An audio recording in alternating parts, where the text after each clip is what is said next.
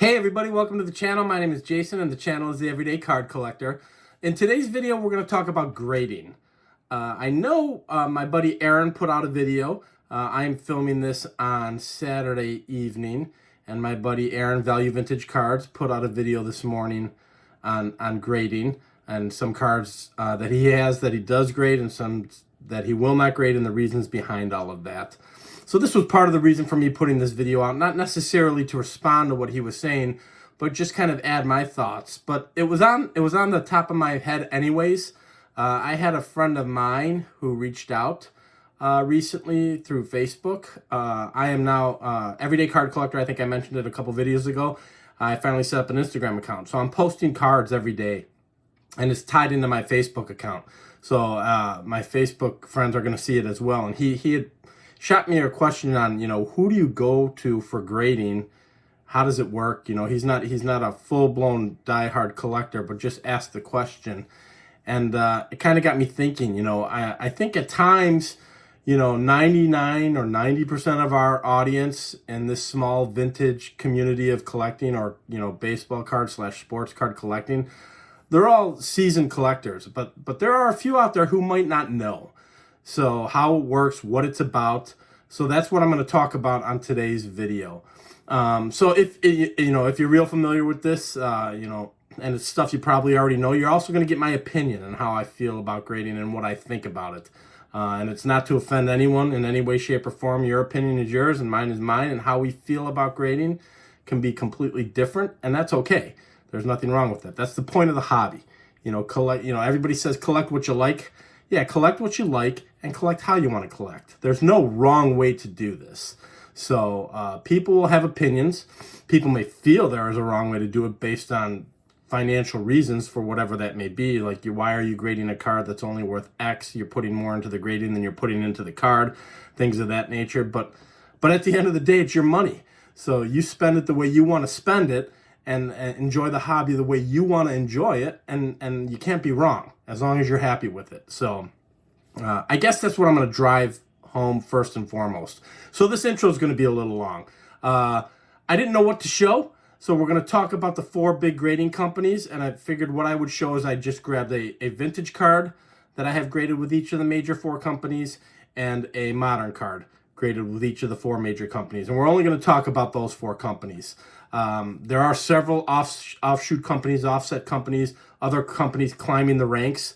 But currently, as it stands in the hobby, I think it's an industry standard that most people believe there are 4 major grading companies, and we'll discuss those and who I use, who I don't use, why, and all that good stuff. Maybe we'll talk about that a little bit more when I'm actually showing the cards, because in my videos I want to show cards too. So I believe all of these have been on the channel, but I figured it's another opportunity. Some of them don't get on very often, so it's fun to kind of show some of the cards that haven't been on in a while.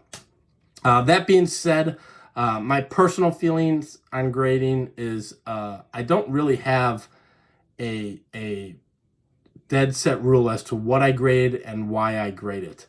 I am truly of the thought that if I enjoy the card and I think it's going to look really nice encased and graded, then I'm going to do it.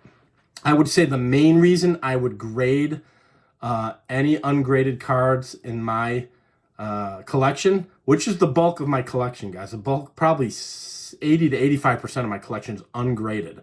But I do have, I'm building upon the graded.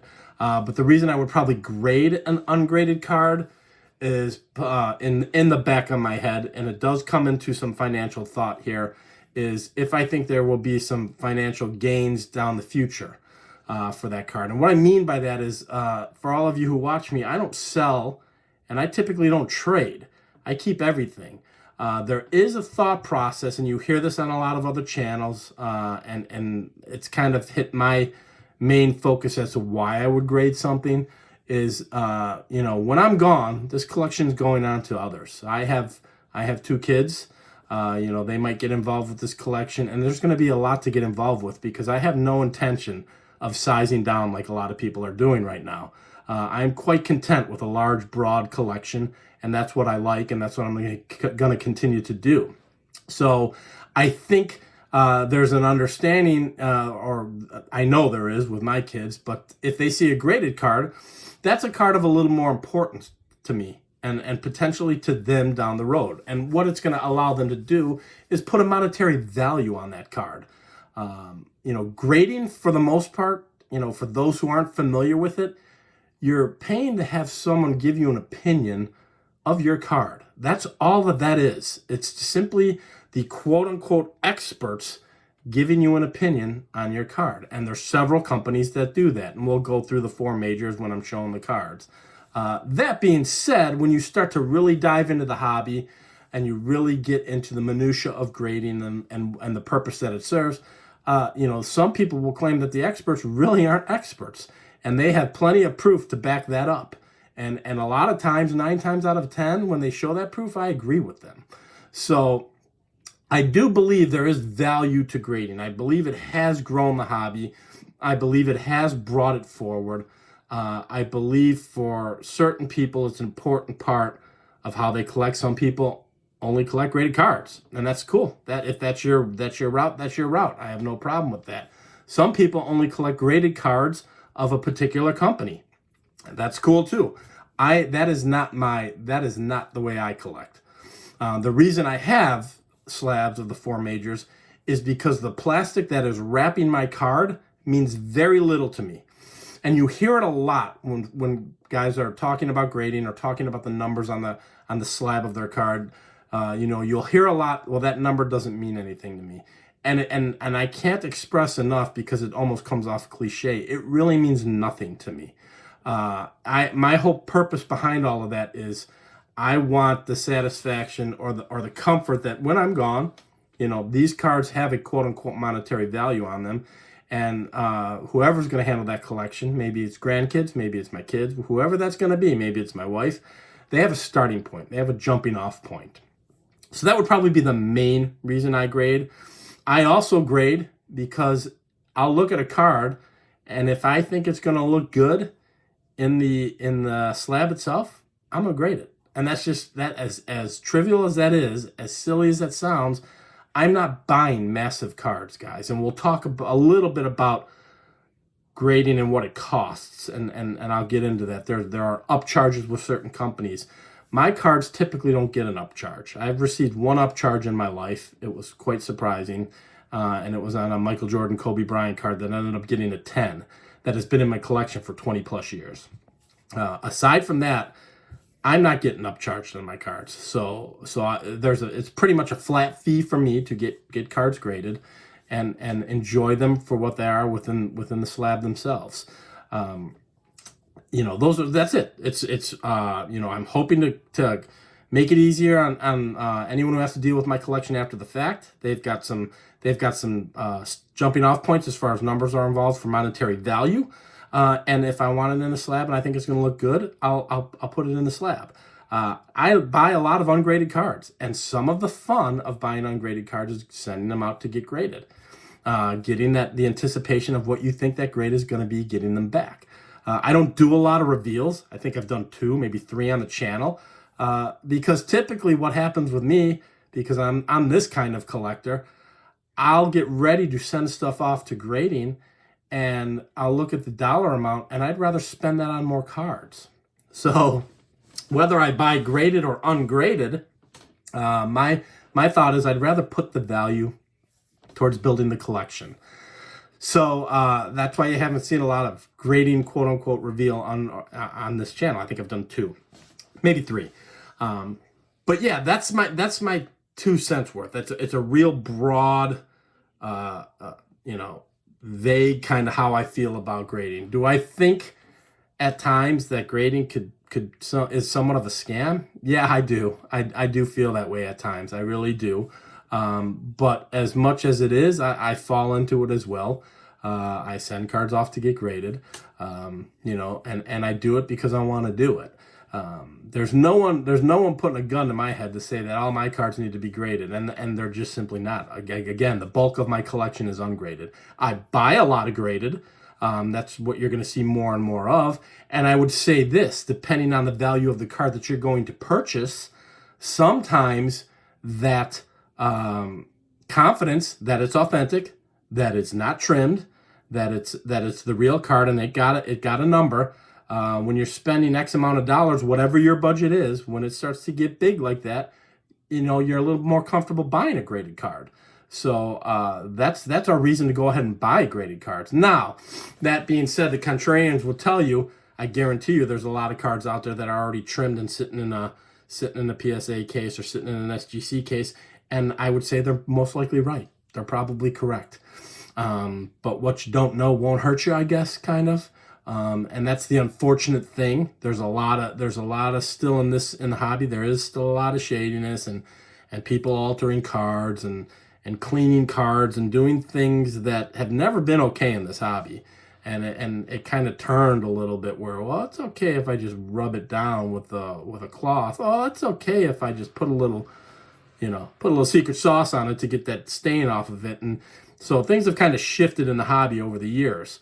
And again, I leave that to everybody's opinion on what you feel is okay. If you're sending a card into grade, I will tell you this. If I'm sending a card into grade, I wipe it down. That's what I do. I'll wipe it down. And if it's an older card or a vintage card, I might not do that. If it's a newer card, and I don't send a lot of modern out to be graded, but if I am going to send a modern chrome card out, I'll wipe thumbprints off. So, but yeah, that's kind of my feeling. So it's very broad. I will grade. I do send out for grading, and it's what I feel like I just want to get graded. There is no rhyme or reason to it. There are certain cards, if I'm buying them ungraded, I want to get them graded right away. Last year at Strongsville, I bought my T206 Ed Walsh. Bought that ungraded, and I wanted to get that graded right away. I wanted to get it slabbed up. I just, it's a 100-plus-year-old card. I wanted it in the slab. I was curious what the grade was going to be. It did fantastic. I got a 2 on it. I was thrilled with that. Quite honestly, if it got a 1, 1.5, 2, even if it got an A, I'm thrilled with it at that point, meaning an authentic, and it didn't get a number value. I was still fine with it, but I was really happy, even more happy with what it got when it got the 2. So, and again, that's the kind of cheese in front of the mouse, right? That's the game that we play with grading, Then it becomes a number thing. Some of the pitfalls with grading, and I see it with the younger generation, and I've experienced it firsthand, is I only want to buy graded cards. And, I understand that in some capacity, depending on, how you've collected in the past. But I think a round collection of ungraded and graded cards is a good thing. They see a lot of these videos on YouTube that are newer collectors flippers, which are all kind of dying at this point in time, and everything's about the number and it's not about the card. You hear that a lot in this community, by the card, not the number, and there's a lot of reality to that, guys. And again, we're talking about these professionals who are giving you a number. I've seen myself with my own eyes lots of cards graded a 4 that don't look as nice as a 3, and I will buy that 3 based on my own eyes and trusting my own eyes to say, that's the card that I want. I'll get it at a better value than I would have at the 4 too, because of that silly number. So that's the kind of craziness with grading, and it does exist. Everything that you hear about, you get the far extremes of it's a total scam. Well, there's some reality to that. And then you'll get the other side, that they are the professionals and they know. Well, there's some truth to that, but it's not full truth. So somewhere in the middle is always the truth, right? So that's what you kind of have to determine on your own. Educate yourself, learn a little bit on your own, experience looking at cards ungraded and graded, and kind of figuring out where you fit in the hobby. And that's kind of what I did. So I collect both. I've said it 1,000 times. I collect graded and ungraded.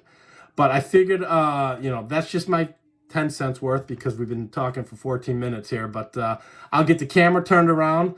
We'll show you the 4 major grading companies. I'll kind of talk a little bit about them, who I use, who I don't, and why. And of course, we got to look at some cards, so we'll have some fun doing it. So let's get into it.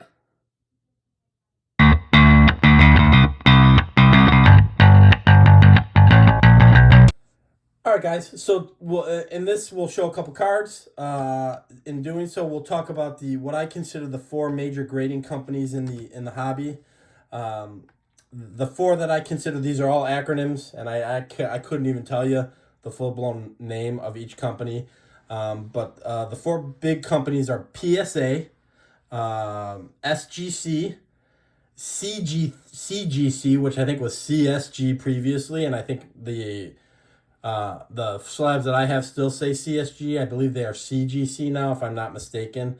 If I am, then they're still CSG. And then there's Beckett's. So if all of you have been collecting for a while or are older like myself, way back in the day before there was even grading, there was a magazine that came out once a month. And then originally, I believe only once a year. It was called Beckett's Magazine, and it would give you the price guide of cards. And so you would subscribe to that and wait for that every month to come in, or whatever the case may be. And it was a rough idea of what cards were worth. Beckett started with Dr. Beckett, Dr. Jim Beckett, who's actually still involved with the hobby. He started his grading service, and at the time when he started, there were two major companies, PSA and Beckett. And I'll show Beckett's first. Beckett was on top of the mountain, guys. They were the grading company, them and PSA. So what you see here is two Beckett slabs, BVG being Beckett's vintage group, and on the right is a modern card of Eloy Jimenez, 2019 Topps Chrome, and it just says Beckett. So you'll see that they say different things in the upper left there. When you hear people referring to the flip is the actual sticker on the slab. So you'll hear people talking on other channels. I try not to use the term too often. I'll call it the label or the sticker, just in case there are people who aren't as familiar. The flip is the actual sticker of the slab. So the flip on my Campanella graded that card a 4.5. The flip on my Eloy Jimenez graded that card a 9.5. So a couple things about Beckett. Coming up through the 90s, they were on top of the hill with PSA. They were the two biggest companies. Beckett has been on a slow decline, and in recent years is way on the decline. And of these four companies is the bottom of the barrel. They've gone through some structure changes. They've gone through people buying them out. They've gone through some issues with their CEOs recently. I think they were recently bought out again, like a week or two ago.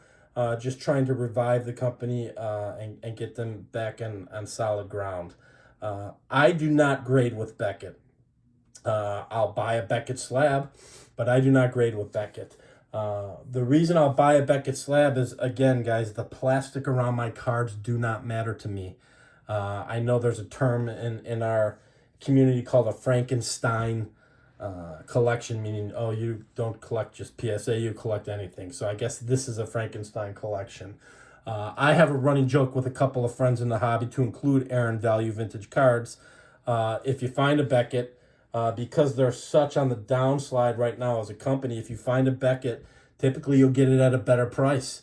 So we joke and say, find that Beckett for the win, because you're going to get it at a cheaper price. A Beckett 4.5 versus a PSA 4.5, that Beckett's going to be cheaper because no one wants that piece of plastic that says Beckett on it.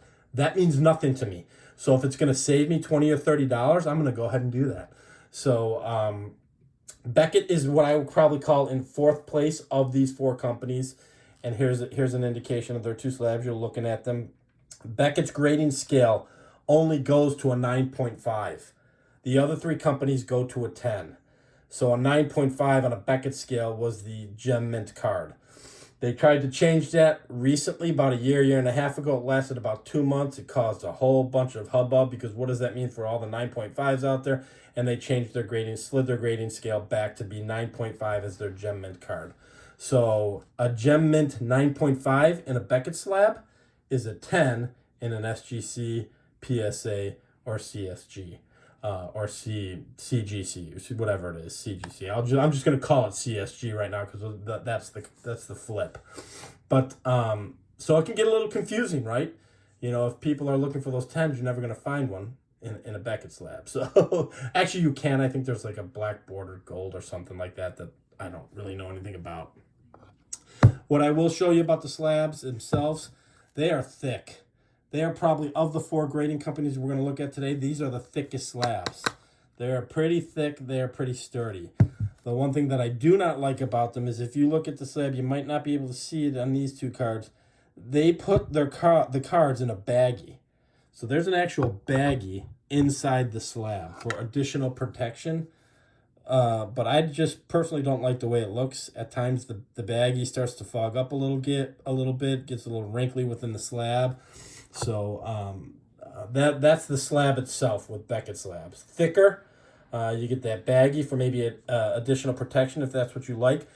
Pricing wise for Beckett, I don't even know what it costs to grade with them guys, because I never even looked at it and don't really care to. So I will buy. As you can see, I purchased some.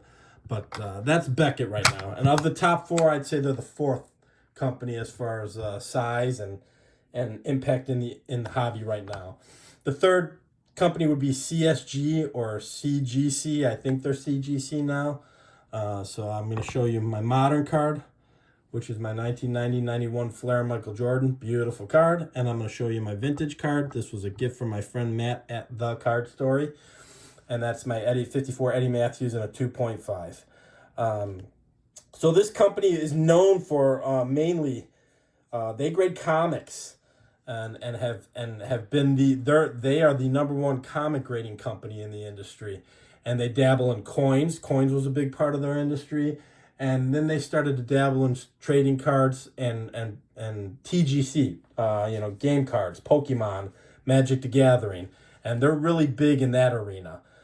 So they're trying to dip their toe into sports cards themselves. But I would say of the four, if we're talking sports cards only, they're probably third of the four.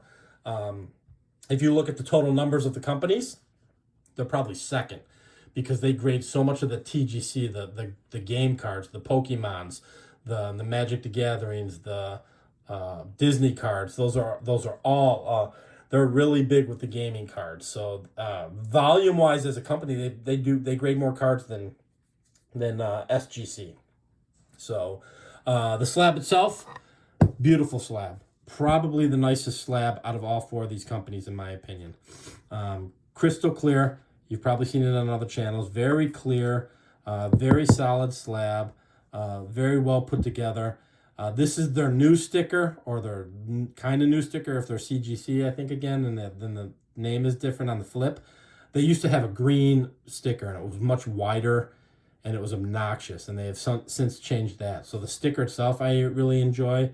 The number's not too big, and it's just a real solid slab. The best plastic of the four slabs, guys. Clearest, cleanest looking slab. Price-wise, I think they're comparable to SGC, and I'm going to guess, guys, because I don't grade with them either. I'm guessing they're, in the range of, $14 to $17 a card, not including shipping. So, shipping's going to add on. The second company, or two in the race as far as sports cards go, in my opinion, is SGC. So there's my modern card in SGC. That's a 2023 Topps Chrome Corbin Carroll rookie card. And here's my vintage. My 1959 Bill Mazeroski in a 6. Okay, so what can we say about this company? They've been around for a while and are primarily known as the grading company for the vintage collector. That's their moniker. That's kind of what they've been tagged with. And if you look throughout the hobby, it truly is the case. So most of my friends who have other channels, a lot of them use SGC, and I also use SGC. When I send cards off for grading, I send to SGC. They run $15 a card. There is an upcharge over any card that is valued over $1,500. I don't have that happen with me with SGC, so basically I'm paying $15 a card plus shipping. Out the door to ship it there and to pay for it coming back, you're roughly looking at $17 to $18 a card, roughly, depending on how many you ship out. The slab itself, I think it's the best looking slab. I think CSG or CGC has the best plastic. I love the tuxedo. For those who don't know, the tuxedo is this black background encased within the slab itself. So you'll hear a lot of people talk about the tux. I love the tux. That's what they're talking about. You've got a black encased background as opposed to strictly clear. So that black in the background is the tux. It's not the most sturdy case. It's probably the least sturdy case out of all of them. It's thinner. It's a little bit taller and a little bit wider. So, you know, if you're buying, and I didn't even realize I got a little crack up here. So there, I was telling you how they're not real sturdy. I never even knew this, but I've got a crack on this one. They're thinner, they're taller and wider, so a little bit more difficult to store, because a lot of the cases that you can purchase for storing have been based around the biggest company in the industry, which we're going to talk about next. But this is who I use for grading, guys.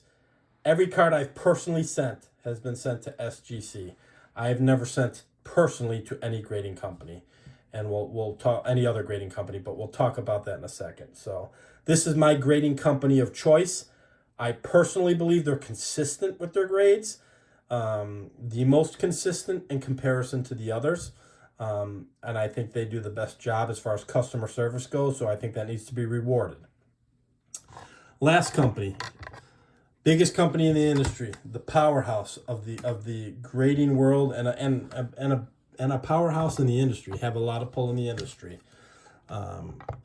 PSA. So if you've seen graded cards, if you're somewhat familiar with looking at graded cards, I guarantee you've seen PSA.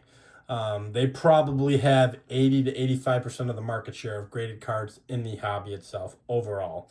And I didn't look this up. I read a lot about the hobby, and I've watched a lot of videos, so I'm guessing 80 to 85% of the market share of grading. Could be even more. That being said, they are owned by a company called Collective. That company actually now owns SGC, the company that I just showed you. So these two companies are owned by the same parent company. So, you know, for those who are into marketing or business anymore, at what point does it become a monopoly? I'll leave that up to you and your own decision, and as you do your own research. But that being said, this is the number one grader. This is where everybody goes. Vintage, modern. They're gaining steam in the game cards like Pokemon and whatnot. This is the big boy in the industry. They have different ranges of grading, or different price tiers of grading. I do not grade with PSA on my own, and what I mean by that is you have to be part of you have to sign up to actually grade with them and pay a fee. I don't know, $50, $100, whatever it is, to even have the opportunity to grade with them. Well, I think that's insane, first and foremost. Secondarily, there are tiers of grading. If a card reaches a certain value, they will upcharge you. So you have to guess in your head why, you know, if my card is going to go above that $500 value, then I have to choose the tier 3 of grading over it. It gets really, really complicated. So guys try to sneak in cards at the lower value, and then they get a note from PSA when their cards are getting sent out. Hey, you've been upcharged on this. You have to pay more now. And it's simply to pay more because they gave it a higher grade that deems it that the card is valued more on the market. My personal feeling on that is I think that's absolutely insane. So you're paying for the service. They're telling you the card's in really good shape. And because it's in really good shape, we're going to charge you more now because we've just put a value on the card higher than it would have been if the card was ungraded or a lower number. I think that's pure insanity. That's just my 2 cents. Now, I was upcharged once. It wasn't a drastic amount. I got the card back. I was really pleased with the grade. But that doesn't mean anything to me, guys, because I'm not selling it. The card's staying in my collection. So I got upcharged for the value of my card to go up, and I'm never going to reap that benefit. Maybe my kids are. Maybe my grandkids are, but I'm not going to. So I just think that's where you'll hear that grading is a scam. And I implore you to do your own research on that. I simply do not, I don't belong to PSA's registry, or not registry, but the system that allows you to grade with them.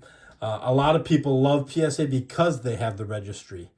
And it's the only company that does have a real valuable registry that allows you to put your cards in a database and compare them to others who are collecting the same cards. And they set up registries. Like if I wanted to do a Enos Slaughter run, I can collect every one of his base cards, and if all of my cards came in as 7 and 8, I might be the #1 collector of Enos Slaughter base cards. And they have a registry that's from years ago that a lot of people have become a slave to because they have their entire collection on the registry. And I understand that. I get that to some degree. I don't collect that way. I'm not a registry guy, but particularly for set collectors, that's a big deal. So I get that. So PSA did a wonderful job marketing that. It's just not how I handle things. The slab itself, it's the most standard slab. It's a thinner slab, pretty sturdy. I would rank it maybe 3 on the sturdy chart. I would say Beckett's the sturdiest, CSG's the second sturdiest, PSA, and then maybe SGC. Again, their prices change, guys. Now, I said I never send off the PSA on my own. I do not. I have a friend who does grade cards with them. So anytime I'm grading anything with them, I simply give it to him.